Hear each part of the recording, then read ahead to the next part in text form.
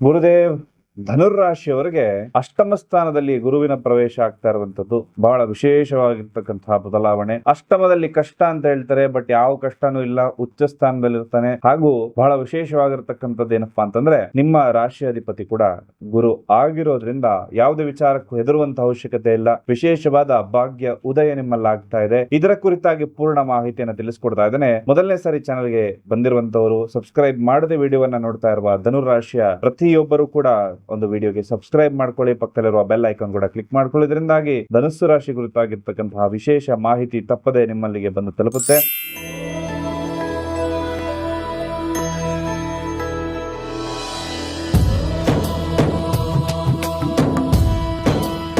ಮೊದಲಿಗೆ ಈ ಮಾಸದಲ್ಲಿರ್ತಕ್ಕಂತಹ ಗೋಚಾರ ಫಲಗಳು, ಯಾವ ಗ್ರಹ ಯಾವ ಮನೆಯ ಪ್ರವೇಶ ಮಾಡ್ತಾ ಇದೆ, ನಿಮ್ಮ ಜೀವನದಲ್ಲಿರ್ತಕ್ಕಂತಹ ದಾಂಪತ್ಯ, ಪ್ರೀತಿ, ಪ್ರೇಮ ಅಥವಾ ಉದ್ಯೋಗದಲ್ಲಿ ಸಮಸ್ಯೆಗಳಾಗ್ತಾ ಇತ್ತು ಅಂದ್ರೆ ಶಾಸ್ತ್ರೋಕ್ತ ಸುಲಭ ಪರಿಹಾರವನ್ನ ನಿಮ್ಗೆ ತಿಳಿಸ್ಕೊಡ್ಲಾಗುತ್ತೆ. ನೇರವಾಗಿ ಬಂದು ತಾವು ನಮ್ಮನ್ನ ಭೇಟಿ ಮಾಡಬಹುದು ಅಥವಾ ಕರೆ ಮುಖಾಂತರ ಕೂಡ ಪರಿಹಾರವನ್ನ ತಿಳಿಸ್ಕೊಡ್ಲಾಗುತ್ತೆ. ಹಾಗೆ ಈ ಮಾಸದಲ್ಲಿರ್ತಕ್ಕಂತಹ ಸಂಚಾರ ಫಲಗಳೇನೇನಿದೆ, ಗುರುಗ್ರಹ ವಿಶೇಷವಾಗಿ ಕಟಕ ರಾಶಿ ಪ್ರವೇಶ, ಎಲ್ಲವನ್ನ ಪೂರ್ಣವಾಗಿ ತಿಳ್ಕೊಬರೋಣ ಬನ್ನಿ. ಇದರ ಬಗ್ಗೆ ಪೂರ್ಣ ಮಾಹಿತಿಯನ್ನ ನೋಡೋದಾಯ್ತು ಅಂದ್ರೆ, ಜೂನ್ 2ನೇ ತಾರೀಕು ಬಹಳ ಜನರು ಕಾಯ್ತಾ ಇರುವಂತದ್ದು. ಗುರು ಕರ್ಕಾಟಕ ರಾಶಿ ತನ್ನ ಉಚ್ಚ ಸ್ಥಾನಕ್ಕೆ ಪ್ರವೇಶವನ್ನ ಮಾಡ್ತಾ ಇರುವಂತದ್ದು. 8ನೇ ತಾರೀಕು ಶುಕ್ರ ಗ್ರಹ ಕೂಡ ಕರ್ಕಾಟಕ ರಾಶಿಯ ಪ್ರವೇಶವನ್ನ ಮಾಡುತ್ತೆ.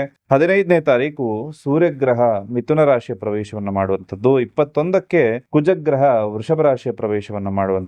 22ನೇ ತಾರೀಕಿಗೆ ಬುಧಗ್ರಹ ಕರ್ಕಾಟಕ ರಾಶಿಯ ಪ್ರವೇಶ ಮಾಡುವಂತದ್ದು. ಅಲ್ಲಿಗೆ ಕರ್ಕಾಟಕ ರಾಶಿಯಲ್ಲಿ 3 ಗ್ರಹಗಳ ಒಂದು ಸಮ್ಮಿಲನ ಆಗ್ತಕ್ಕಂಥದ್ದು ತುಂಬಾ ಫೈನಾನ್ಷಿಯಲ್ ಗೇನ್ಸ್ ಎಲ್ಲವನ್ನ ಕೂಡ ತಂದು ಕೊಡುತ್ತೆ.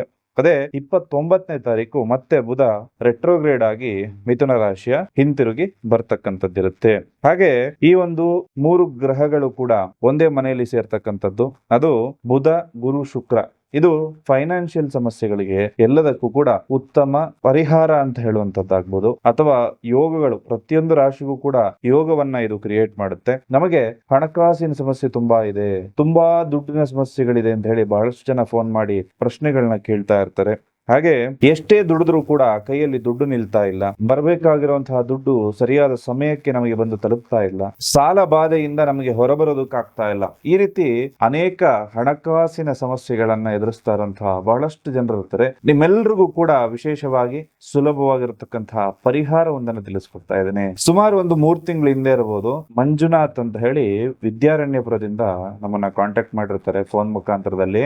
ಅವ್ರಿಗೆ ಒಂದಷ್ಟು ದಾಂಪತ್ಯ ಜೀವನದಲ್ಲಿ ಸಮಸ್ಯೆಗಳ ಇರುತ್ತೆ, ಅದಕ್ಕೆಲ್ಲ ಪರಿಹಾರ ಆಗಿರುತ್ತೆ, ಅಭಿವೃದ್ಧಿನೂ ಹೊಂದಿರ್ತಾರೆ. ಆ ನಂತರ ಅವ್ರು ಕೇಳ್ತಾರೆ, ಫೈನಾನ್ಸ್ ಎಲ್ಲ ಅಭಿವೃದ್ಧಿ ಆಗ್ಲಿಕ್ಕೆ ಏನಾದ್ರೂ ಒಂದು ಪರಿಹಾರ ಇದೆಯಾ ಅಂತ ಹೇಳಿ. ಆಗ ಅವ್ರಿಗೆ ವಿಶೇಷವಾದ ಪರಿಹಾರ ನಾನು ಸೂಚಿಸಿರ್ತೀನಿ. ಅದೇನಂದ್ರೆ ಧನವಶೀಕರಣ ಮಣಿಗಳಾಗಿರುತ್ತೆ. ಧನ ಆಕರ್ಷಣೆ, ಧನವಶೀಕರಣ ಮಣಿಗಳು. ಇದನ್ನ ಕೈಯಲ್ಲಿ ಹಾಕೊಳ್ಳಿ ಅಂತ ಹೇಳಿದ್ದೆ. ಜಸ್ಟ್ 7 ದಿವಸದಲ್ಲಿ ಅವ್ರಿಗೆ ಉತ್ತಮವಾಗಿರ್ತಕ್ಕಂತಹ ರಿಸಲ್ಟ್ ಕೂಡ ಬಂದಿರೋದಿದೆ. ಹಾಗಾಗಿ ನಮ್ಮ ವೀಕ್ಷಕರಿಗೂ ಕೂಡ ಅದರ ಉಪಯೋಗ ಆಗ್ಲಿ ಅನ್ನೋ ಕಾರಣಕ್ಕೋಸ್ಕರ ವಿಶೇಷ ಪರಿಹಾರವನ್ನು ತಿಳಿಸ್ಕೊಡ್ತಾ ಇದ್ದೇನೆ.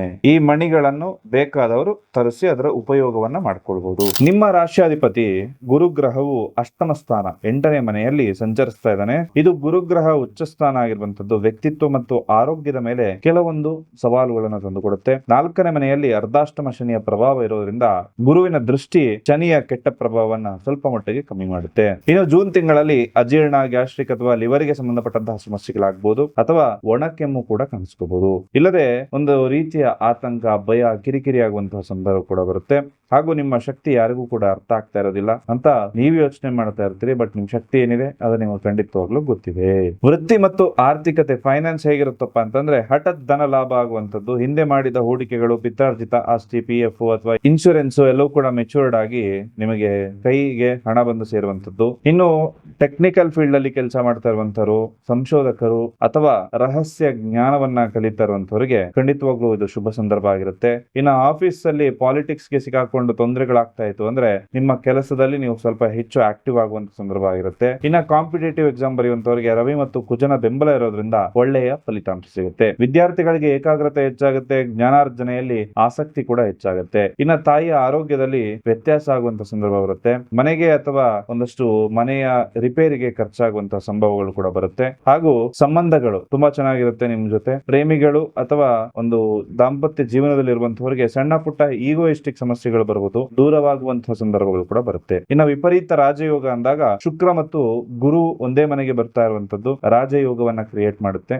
ಇದರಿಂದಾಗಿ ವಿರೋಧಿಗಳು ಮಾಡುವ ತಪ್ಪಿನಿಂದ ನಿಮಗೆ ಜಯ ಆಗುತ್ತೆ. ಇನ್ನು ಜೂನ್ ತಿಂಗಳಲ್ಲಿ ನೀವು ಆಧ್ಯಾತ್ಮಿಕ ಪ್ರವಾಸ ಮಾಡುವಂತಹ ಸಂದರ್ಭಗಳು ಕೂಡ ಬರುತ್ತೆ. ತಪ್ಪದೆ ಈ ಒಂದು ಸಂದರ್ಭ ನೆಕ್ಸ್ಟ್ ಜೂನ್ ವರೆಗೂ ಕೂಡ ನೀವು ಗುರುವಿನ ದೇವಸ್ಥಾನಕ್ಕೆ ಪ್ರತಿ ಗುರುವಾರ ಭೇಟಿಯನ್ನು ಕೊಡೋದ್ರಿಂದ ನಿಮ್ಮ ಸಕಲ ದೋಷಗಳೆಲ್ಲವೂ ಕೂಡ ಪರಿಹಾರ ಆಗುತ್ತೆ. ಕಂಡುಕೊಂಡಿರೋ ಕೆಲಸ ಕಾರ್ಯಗಳೆಲ್ಲವೂ ಕೂಡ ಈಡೇರುತ್ತೆ. ಈ ಒಂದು ಸುಲಭ ಪರಿಹಾರವನ್ನು ಮಾಡ್ಕೊಳ್ಳಿ. ನಿಮ್ಮ ಜೀವನದಲ್ಲಿ ಉದ್ಯೋಗ, ಪ್ರೀತಿ, ಪ್ರೇಮ ಅಥವಾ ದಾಂಪತ್ಯ ಜೀವನದಲ್ಲಿ ತೊಂದರೆಗಳು ತೊಡಕುಗಳಾಗ್ತಾ ಇತ್ತು, ಯಾರ ಹತ್ರನೂ ಹೇಳ್ಕೊಳಕ್ ಆಗ್ತಾ ಇಲ್ಲ ಅಂತಹ ಸಮಸ್ಯೆಗಳಿತ್ತು ಅಂದ್ರೂ ನೇರವಾಗಿ ಒಂದು ಭೇಟಿ ಮಾಡಿ ಶಾಸ್ತ್ರೋಕ್ತ ಸುಲಭ ಪರಿಹಾರವನ್ನು ತಿಳಿಸ್ಕೊಳ್ಳಲಾಗುತ್ತೆ.